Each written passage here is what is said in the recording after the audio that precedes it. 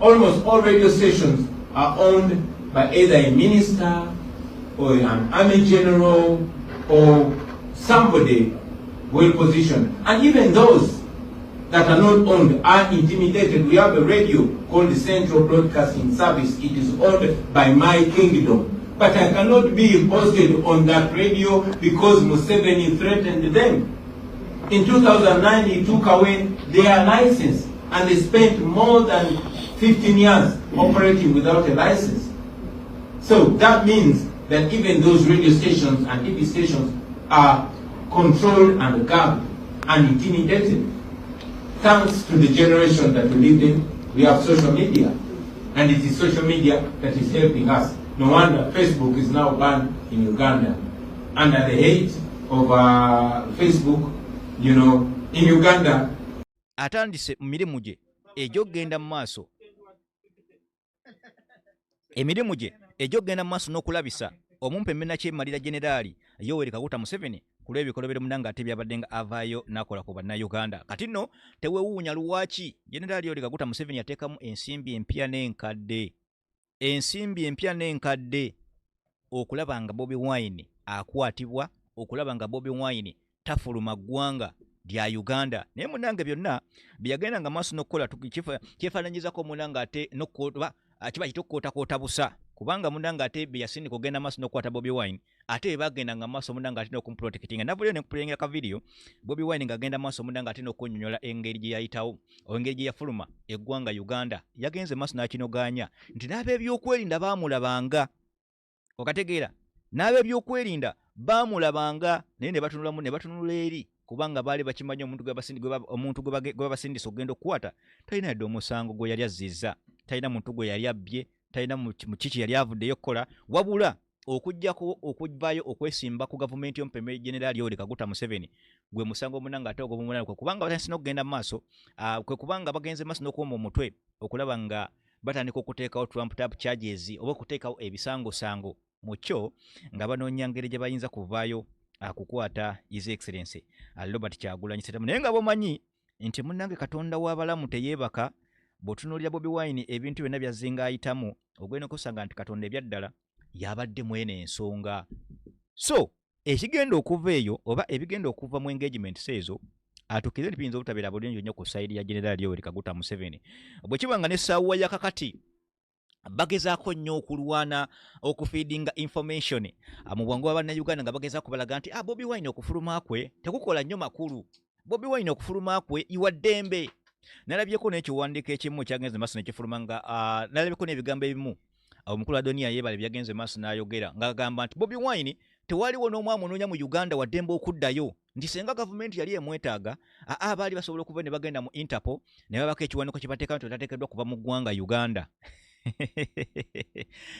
Okitegeera bino nno bizze nga buli omu akyagenda maaso n'okwebuuza Bobi Wine yayitawa. Bobi Wine yayitawa. Gashumba n'avaayo n'akugamba Bobi Wine yaweebwa $10 10 $10 10 ezo nno ziba nsimbi mpitirivu nnyo. Omulala n'avaayo n'akugamba nti Bobi Wine yadduka mabanja, yadduka accountability. Ensimbi musimanyi ziyajja ku bannayuganda nga abasuubiza struggle nti abasuubiza yabagamba accountability. Tugamba anyway abantu kugamba bazze bava narrative ez'enjawulo naye nga mu kyo ekigendo kyabwe kyageza kusiiga kifaananyi nti Bobi Wine tewali wa munoonya, Bobi Wine tewali wa akola ki naye nga bamanyi ekituufu. So era nanjagadde okuyitira oba njagadde okuyitirayo nga njagala okugezaako kulaga butya Bobi Wine bwagenze mu maaso n'okubakana n'emirimu egyamuvuga ba gye yagenda okukola. Ddukira mu kugenda kwe yagenda maaso n'agamba agenze kusinkana egimu ku mikwano gye saako n'okubako engagement z'akola ne ba allies. Bwe twogera ku ba allies be babadde bagenda mu maaso n'okuvujjirira omupembe Generali Yoweri Kaguta Museveni ebbanga lyonna. Okategeera ebbanga lyonna. So muri ku nteekateeka His Excellency Kyagulanyi Ssentamu ennaku z'omwezi zigenda kubeera nga ennaku z'omwezi nga 26 kandabe waneeno ennaku z'omwezi bannange musooke mumbuulire sawundi oba alikiriya walla nga sinabagge kweyongerayo. Nyinza okuba nga ndi waneeno naye nga sawundi talikiriya bulungi. Jo sawundi yagenze maaso n'atutawaanako naye sawundi ali masanaale gennyini tewali kwekwasa. So Bobi Wine ayitiddwa nate mu kitongole oba ayitiddwa munanga ate mu kitongole ekimanyiddwa nga ekya Human Rights Foundation. Human Rights Foundation oyinza okugamba nti kitongole ate munanga ekitabakanira eddembe ly'obuntu oba ekyavaayo ekyesoolayo okulaba nga kivumirwa enkola nate ey'okulinnyirira eddembe ly'obuntu nate mu mawanga agatali gamu si Uganda yokka. Bw'otunuulira okulinnya eddembe ly'obuntu nti kwetooloolera almost mu mawanga gonna almost eriyo okulinnyirwa eddembe ly'obuntu naye kisinziira n'ennyirira ki gye balinnyiriramu eddembe ly'obuntu. Ogenda okwesanga nti amawanga amalala nti go galinnya eddembe ly'obuntu mu ngeri y'okubateekako emisolo, mu ngeri y'okubalemesa, mu ngeri y'okukola ki. Ogenda okwesanga nti nga mu ggwanga lyaffe erya Uganda nti ate y'okulinnyako eddembe ly'obuntu drone ziwamba abantu, abo bali mu makomera tebalina misango, abalala babuzibwa, balala bababbako ebyabwe ng'abamu babbako amataka gaabwe, abalala kwegamba okulinnya eddembe ly'obuntu kwa njawulo naye era kisigala kiri nti human right violation. Kakati nno ekitongole kya Human Right Foundation kitegese munanga ate summit nga bagenda maaso nga kitegese summit ng'eno munanga erimu abakungu abagenda maaso munanga ate okugibeeramu naye nga enteekateeka zagenda mu maaso na kumenyaamenya. Enteekateeka za kumenyaamenya butya eddembe ly'obuntu bwe lirinnyirirwa era nga atukiikiridde none other than Robert Kyagulanyi Ssentamu Mitembo bawa Bobi Tata Kampala yatukiikiridde munanga ate esaidi eyo. Jjukira nti nno n'ennaku z'omwezi nga 17 omwezi ogwa April His Excellency Kyagulanyi Ssentamu Natera agenda kubeera mu summit eri eya Heroes of Democracy. Mujjukira kuba nti y'omu ku baana be bagenda maaso n'okurankinga okuba nga basinze ate okulwanira eddembe ly'obuntu omwaka 2026. So eyo summit nayo egenda kubeera munanga ate wali ku Waltham Hall mu kibuga New York wali mu ggwanga erya America. So bingi nnyo. Kakati no mu kasitiika ke nkuteeredde awo kagamba political crackdowns, what it means for human rights in East African nations. Kakati n'enteekateeka zino basically bagenda kusimba nnyo essira ate kulinnya eddembe ly'obuntu naddala amawanga agali mu kitundu oba agali mu buvanjuba bwa Africa oba mu East Africa countries. East Africa countries eri composed of composed of Uganda, Kenya, Tanzania, Rwanda, nayo bakagattako kati tugattako South Sudan. Mpaka ne DRC Congo nayo bagenda maaso ne bagigattamu, ne Somalia nayo bagenda maaso ne bagigattamu okubanga nayo yemu kwagaga mawanga gasangibwa mu East Africa. So basically summit eno agenda kugenda maaso nakulaba bagenda kutema nto bagenda kwogera kulinnya eddembe ly'obuntu mu mawanga nate agali mu buvanjuba bwa Africa. So His Excellency Kyagulanyi Ssentamu yatukiikiridde munanga ate mu ngeri eyo. So bw'otunuulira amawanga nga Rwanda, Uganda, Kenya, Tanzania nti amawanga oba eddembe ly'obuntu linnyiriddwa nnyo naye nga ogenda okwesanga nti ne General Yoweri Kaguta Museveni almost naye alina kya contributing kulinnya eddembe ly'obuntu nate mu mawanga aga East Africa. So ogenda okwesanga ekiri mu ggwanga erya Tanzania mwabwe ne mukiraba recently akalulu munanga ate akawedde almost nga n'okunoonyeza kubagenze maaso n'okulaga nti abantu 22,000 be bagenze maaso munanga ate n'okuttibwa wali eri munanga ate mu ggwanga erya Tanzania. Omwaka ogwaggwa omukyala Samia Suluhu pulezidenti w'eggwanga eryo bagenze maaso n'omunanga n'okwerangirira nga bwe yawangula akalulu ako n'atakoma okwo n'agenda maaso munanga ate neyeerayiza n'okwerayiza munanga ate mu balakisi okategeera n'agenda maaso n'okwerayiza munanga ate mu balakisi naye nga bannansi bo munange bagenda maaso ne bazira akalulu ako. So His Excellency mu ggwanga erya Kenya era mubadde mugenda maaso temukiraba nti okuvuira ddala omukulu amanyiddwa nga William Ruto bwe yakwata obuyinza nate obw'eggwanga erya Kenya still era wabaddewo ebintu ebibadde nga bijja bibaawo wabaddewo okwekalakaasa okubadde nga kujja kubeerawo tebakomyeko abajenzi bangi bagenze maaso munanga ate n'okuttibwa mwagenze maaso n'omulaba abaana ne bagenda maaso n'okutta ne basula mu biddaamu ne bakola ki. So bw'otunuulira mu ggwanga nate erya Rwanda still era bintu byebimu byebiriyo okubba amataka kukola ki mwabwe ne mulaba ne kavidiyo akagenze maaso n'okusakulatinga ku social media ng'omunyarwanda agenda maaso n'okwekala kuba agenda maaso n'okulaga butali bumativu akubutya activist mu ggwanga erya Rwanda eyabadde agenda maaso n'okwadwesinga issues eza land grabbing wali mu ggwanga nate erya Rwanda bwe yagenze maaso munange n'okuttibwa. Mwabwe ne mulaba omukulu oyo bwe yagenze maaso n'okwambalira omukulu amanyiddwa nga Paul Kagame. Yagenze maaso n'okwambalira omukulu amanyiddwa nga Paul Kagame ng'alaga nti bino ebintu byemugenda maaso n'okukola nedda tetujja kubikkiriza. Okategeera bino byemugenda maaso n'okukola tetujja kubikkiriza. Mwana agambye yongeza volume. Volume erikiriya nammwe. Mugambye nyongeze volume kati kamaleyo mmale ndowooza. Kyeka ndowooza awo ndowooza kati mumpulira bulungi nnyo. Mwana agambye yongeza volume. Mwana agambye yongeza volume. Volume yeeyo. Now, President Robert Kyagulanyi Ssentamu kastika kano oba ebigambo binene byenjagala okusomera agambye Bobi Wine. Bobi Wine, Robert Kyagulanyi Ssentamu, better known as Robert Kyagulanyi Ssentamu, better known as Bobi Wine, is a president of the National Unity Platform of Uganda and was a member of Parliament of Uganda from 2017 to 2021. He left behind a career as a musical superstar to stand up for freedom in Uganda. He has run for president twice, facing vote rigging and intimidations. And after the most recent fraudulent election has been forced to go into hiding. He continues to fight for democracy with bravery and unshakable optimism.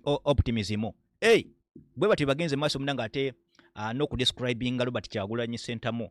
Musajja yali akuba emiziki gye, musajja yali superstar, musajja yali billionaire. Byonna yabireko emabega. N'asala munanga ate okulwanira eddembe ly'obuntu nate mu ggwanga erya Uganda. Nabutukidde olunaku olwaliro Bobi Wine ebyaddala tukize tuganire musajja ono agenze maaso n'okufiirwa ebintu bingi nnyo. For really, Bobi Wine agenze maaso n'okufiirwa ebintu bingi nnyo nnyini ddala.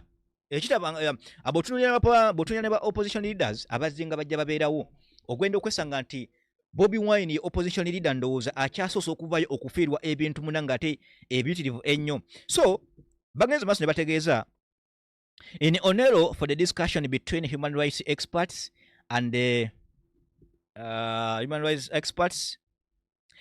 former State Department official on their perspectives of the recent political crackdown in East Africa countries such as Tanzania, Kenya, Rwanda, Uganda, learn about their thoughts on the future of democracy, what human rights violation they anticipate, and their recommendations to fight for democracy.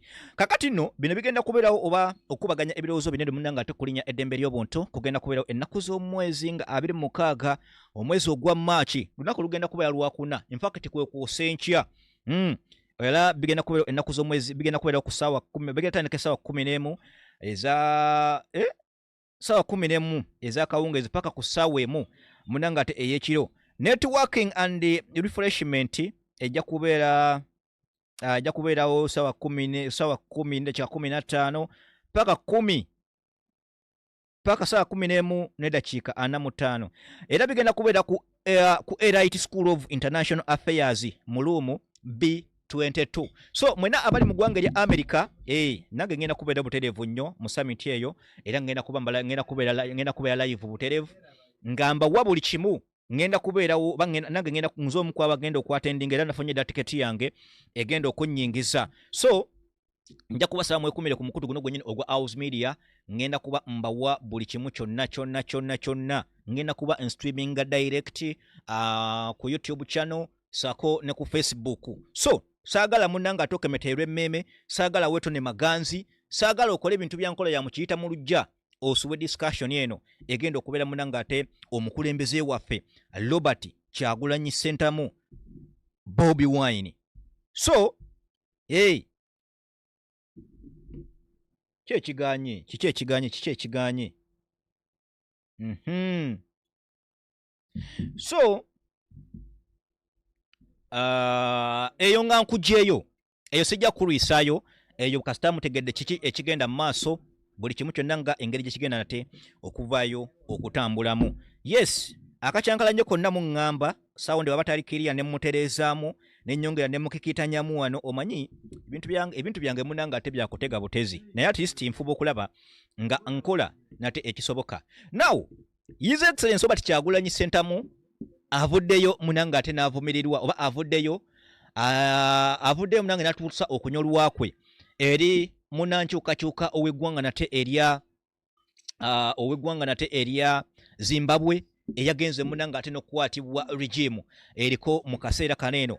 Bobi Wine nga omulwanyizi w'eddembe ebbanga lyonna abadde nga avaayo anatuusa ate n'avaayo n'agatta eddoboozi ye ku maloboozi g'abantu mu mawanga ag'enjawulo naddala ababadde bagavaayo munanga ate okuvuganya gavumenti eziri mu buyinza nate esayidi eba mu mawanga agatali gamu. His Excellency Kyagulanyi Ssentamu yagenze mu maaso munanga ate naye n'avumirirwa ekikolwa ekyagenze maaso nekikolebwa regime ey'omukulu amanyiddwa nga Emmerson Mnangagwa. Emmerson Mnangagwa munanga ye president w'eggwanga eryo era nga yali vice president nate ow'omugenzi Robert Mugabe. Kakati nno omukulu ono amanyiddwa nga Emmerson Mnangagwa yagenda maaso munange n'afuna opponent yagenda maaso munange n'afuna opponent naye olw'okuba nti abakulu basajja baneeno tebaagala abalinnyira mu mugaati era bo balowooza bakwata obuyinza babeera bafunye bulamu mu ggwanga era Zimbabwe. Abadde agenda mu maaso Kyagulanyi weeyo munange yagenze maaso n'akwatibwa era n'aggalirwa nate emabega w'emitayimbwa. Kakati nno His Excellency Kyagulanyi Ssentamu okuba nga ate embeera egenda mu maaso esayidi eyo mu ggwanga nate erya Zimbabwe era still y'embeera yemu egenda mu maaso munange mu ggwanga erya Uganda avuddeyo munange yeye n'agatta eddoboozi lye kwago munange ate agaba Zimbabwe ogenda maaso n'okondeemenga ekikolwa munange ate ekyokuvaayo okuba ku kikolwa munange ate ekyokuvaayo okwata era ne baggalira munange ate omulwanyizi w'eddembe esayidi eyo. His Excellency Kyagulanyi Ssentamu mu bigambo bye avaayo n'ategeeza nti just a few weeks ago Mr. Tendai Biti, a comrade and a human rights lawyer in Zimbabwe, was speaking out strongly condemning our brutal persecution by the Museveni regime following the shame January. Ekisinga okwewuunyisa nti omukulu ono amanyiddwa nga Tendai Biti yagenda maaso n'okuvumirirwa munanga ate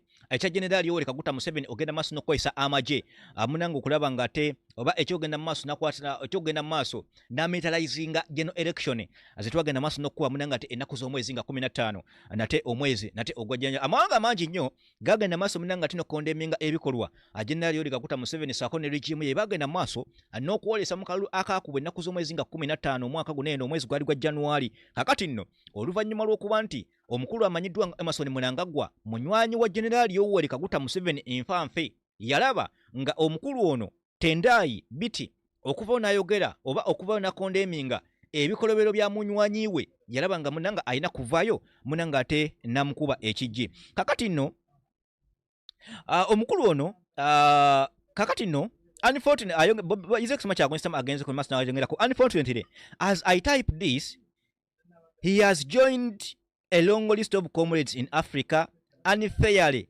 detained by their government for seeking freedom. Biti was arrested alongside other freedom fighters in Zimbabwe for resisting attempts to extend the presidential term there to 7 years and restrict the election of the president of the members of the parliament only. It's disturbing to see this script, which Ugandans are already familiar with, being deployed in Zimbabwe as well. Biti's arrest is a cowardly attack on all citizens of Zimbabwe by a regime that cannot sustain open debate about their future without resorting to brute force. I call for his immediate unconditional release together with the colleagues detained with him. The people of Zimbabwe deserve freedom and leaders chosen by them. The struggle continues. Kakati no omukulu ono era oluvannyuma lw'okuvaayo ogenda maaso n'okukondeminga ebikolwa eby'omukulu ono amanyiddwa nga General Yoweri Kaguta Museveni.